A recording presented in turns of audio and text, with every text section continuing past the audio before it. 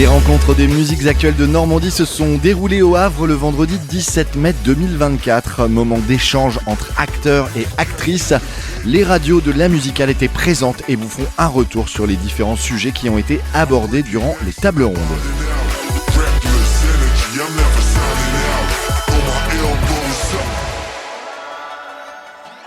Et on est aux rencontres professionnelles de Norma, Normandie Musique Actuelle.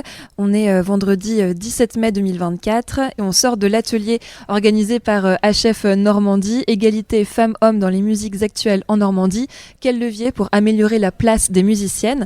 Donc c'est un atelier animé par Faustine Lebras et Louise Daudiel. Bonjour. Bonjour. Bonjour. Première question, est-ce que vous pouvez présenter HF Normandie? Alors, HF Normandie a changé récemment de nom, donc je le précise, maintenant on est HF Plus Normandie, puisqu'en fait pour plus d'inclusivité, on souhaite ajouter ce plus, puisque évidemment on défend l'égalité entre les hommes et les femmes, mais plus largement on souhaite défendre toutes les personnes victimes de ces inégalités. Donc on est un mouvement, en fait, un collectif qui lutte pour l'égalité entre les femmes et les hommes dans les arts et la culture. Aujourd'hui, vous nous avez présenté l'étude qui a été réalisée sur la région Normandie. Est-ce que vous pouvez nous en dire quelques mots? Alors en fait, on mène un travail depuis plusieurs années, depuis 2020, d'observation des inégalités. En fait, on est parti du constat qu'on n'avait pas de données chiffrées sur le territoire, sur le secteur culturel. Et donc, on a souhaité objectiver les inégalités pour vérifier l'hypothèse selon laquelle, c'est ce qu'on pensait, les femmes étaient moins présentes sur les scènes. Donc, on travaille à la fois sur le spectacle vivant, les musiques actuelles, mais également sur les arts visuels. Et voilà, sans spolier, vous pouvez aller voir sur notre site internet, mais il y a moins de 30% de femmes, toutes disciplines confondues, sur les scènes en Normandie aujourd'hui. HF, c'est une association qu'on retrouve sur les différentes régions de France. Est-ce que le résultat de cette étude se rapproche de ceux des autres régions où il y a une particularité en Normandie? Alors, il n'y a pas de particularité en Normandie. En fait, si, il y en a peut-être une qui est un peu triste et qu'on est même un peu en deçà des chiffres nationaux. Voilà. Et pour les autres collectifs qui mènent le même type d'études, voilà, les résultats, ça se joue à 1 ou 2% de différence, mais non, c'est un constat qui est global et c'est tout à fait normal puisqu'en fait, ça vérifie tout simplement une situation, une réalité en fait, tout simplement. Ça objective une réalité. Pour cette étude, combien de structures ont été analysées ? Alors, on a étudié 178 structures et au titre de la programmation spectacle vivant musique actuelle, 73 structures ont été étudiées.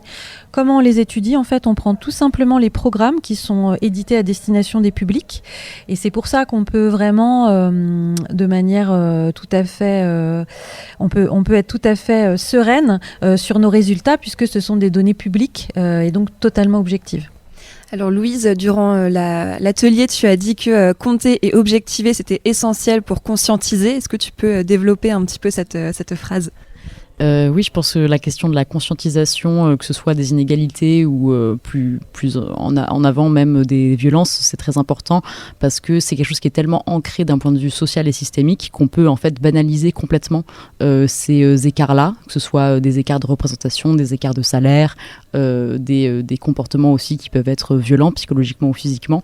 Compter, donc prouver en fait que ça existe par quelque chose de chiffré, donc de scientifique, ça accorde de l'importance en fait à ces faits, puisque premièrement on ne croit pas les femmes et deuxièmement même les femmes n'ont pas toujours conscience de ce qu'elles subissent, donc voilà, c'était le sens de ma phrase. Alors donc cet après-midi, votre atelier a fait complet au sein des rencontres professionnelles de Norma au CEM. Donc il y avait 40 personnes présentes à cet atelier. Si cette question d'égalité semble intéresser sincèrement les professionnels du secteur, on est encore loin d'une parité idéale. Là, quelle est votre première impression après cet atelier au niveau de la réaction du public, des personnes qui y ont participé ? En fait, on sent, parce que nous, ça fait plusieurs années qu'on fait ça, notre collectif, c'est un collectif de professionnels de la culture qui s'est fondé en 2011. Donc malheureusement, ça fait déjà plus de 10 ans qu'on travaille sur la question. Et avec des résultats assez médiocres, j'ai envie de vous dire, puisque ça n'avance pas beaucoup, puisque si on continue à ce rythme-là, dans 150 ans, on n'y sera toujours pas à l'égalité réelle. Mais là, c'est vrai qu'on sent qu'il y a un intérêt, il y a un mouvement des professionnels qui conscientisent enfin le problème. Et je pense très honnêtement que c'est grâce à toutes les associations et à toutes les personnes qui libèrent la parole actuellement, notamment sur les questions de violence, mais pas seulement.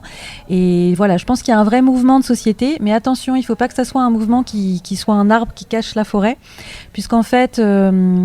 moi, ce qui me fait peur, en fait, c'est qu'on fasse comme ça des rencontres, des réunions, mais qu'il n'y ait pas d'actes derrière. Et en fait, c'est vraiment important maintenant de passer à l'action et des actions concrètes. Et c'est ce qu'on a essayé d'esquisser aujourd'hui avec les professionnels présentes. Mais voilà, aujourd'hui, il faut que ces professionnels qui étaient là, qui font partie de Norma, se mettent au travail et se disent que maintenant, c'est fini, c'est stop. Et que dans les structures, on l'a vu, on a présenté les chiffres des programmations, on n'atteint même pas les 33% de programmation d'artistes femmes. Eh bien, je regrette ces artistes femmes, elles existent, elles sont présentes, elles sont là, elles ne demandent que ça d'être programmées, donc il faut y aller.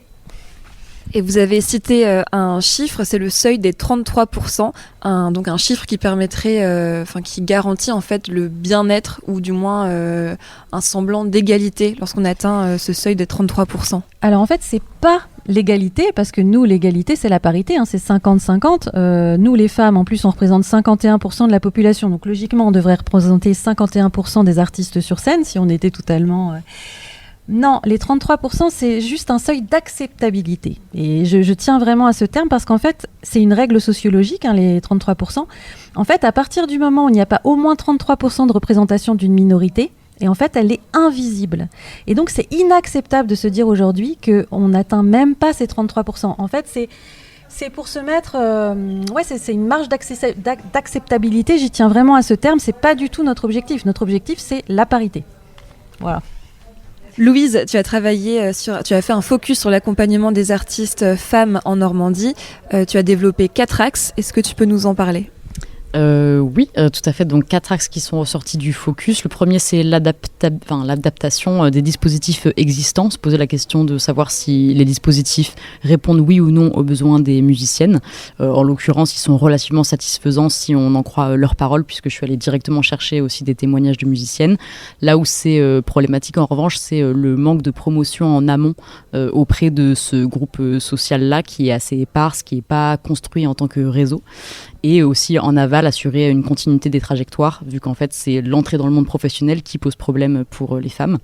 Le second axe, c'est la question justement de créer ce réseau de femmes qui pour l'instant n'existe pas, ou alors qui existe de manière informelle via les réseaux sociaux, etc. Mais il n'y a pas de choses mises en place au niveau régional pour que les musiciennes se connaissent entre elles. Et donc ça crée nécessairement un manque d'interconnaissance et du coup parfois de la mise en compétition parce qu'elles sont si peu nombreuses qu'elles doivent plus ou moins se battre pour leur place dans tel ou tel endroit. Le troisième axe, qui est un axe très central de mon étude, c'est la question de la légitimité. Comment est-ce qu'elle se construit et comment est-ce qu'elle se déconstruit. La nécessité de rappeler aux femmes qu'elles sont légitimes d'être présentes, qu'elles soient formées ou non, elles ont toute leur place sur scène et en dehors de scène et dans les techniques, etc. Enfin, dans les métiers techniques, pardon. Et le gros enjeu de cette question-là, c'est effectivement à la fois de les faire se sentir légitimes, mais aussi, du point de vue des hommes, de simplement régler ce problème de dévalorisation constante. Les compétences des femmes sont constamment dépréciées, que ce soit dans leur pratique musicale, en tant que chef de projet. Elles sont infantilisées énormément. En plus de ça, se rajoute juste une ambiance de travail qui peut être néfaste, donc à base de comportements, d'agissements, de commentaires sexistes.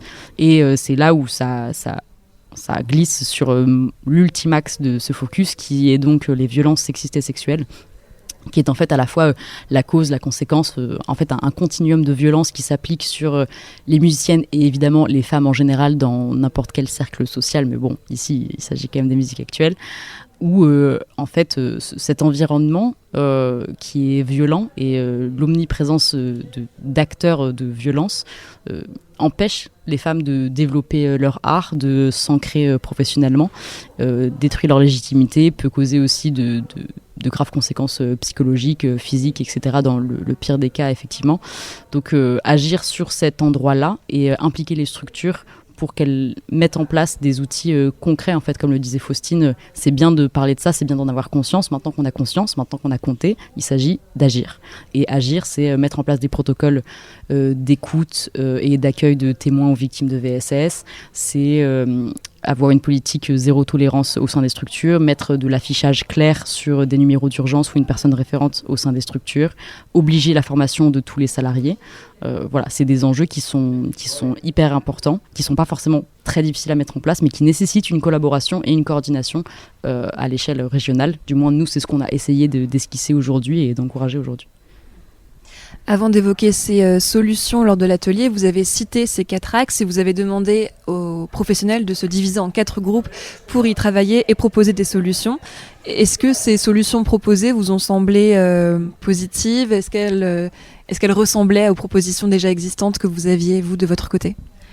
Oui, en fait, c'est toujours très intéressant de se mettre au travail collectivement, puisqu'on voit que nous, on avait préparé évidemment des pistes de notre côté, mais on voit qu'il y avait beaucoup de pistes qui se recoupaient. On voit aussi que tous les axes étaient liés, parce que tout est intimement lié, toujours quand on travaille sur les questions d'égalité. Et on voit aussi que très spontanément, les personnes ont des idées qui sont extrêmement constructives. Donc en fait, le terreau, il est là, le terreau d'action, et en fait, il y a plus qu'à s'y mettre, en fait, puisque il y a rien de révolutionnaire dans ce qui est proposé, mais tout peut fonctionner. Mais malheureusement, aujourd'hui, sur notre territoire, on n'est pas encore passé à l'action, en tout cas sur les musiques, sur ces questions-là. Est-ce qu'on peut rejoindre HF plus Normandie ? On peut totalement rejoindre HF Plus Normandie. Alors, à titre individuel, l'adhésion, c'est à partir de 2 € à prix libre, en tant que citoyen, citoyenne, professionnel de la culture, voilà. Et puis, on peut aussi rejoindre, et ça, c'est très important pour notre légitimité, en tant que structure HF Plus Normandie. Et c'est à partir de 50 € l'adhésion en fonction du nombre de salariés permanentes de la structure. Donc sur notre site internet, vous pouvez adhérer directement, c'est hf-normandie.fr. Et puis également sur le site internet, il ne faut pas hésiter à aller le consulter parce qu'on a énormément de ressources et notamment beaucoup de ressources dédiées sur la lutte contre les violences sexuelles et sexistes. Et c'est vraiment un endroit où on centralise toutes les bonnes initiatives et surtout tous les numéros d'urgence, les formations disponibles, etc. Donc n'hésitez pas à y aller. Je pense que ça peut vraiment vous apporter. Merci beaucoup Faustine Lebras et Louise Dodel. Merci à vous.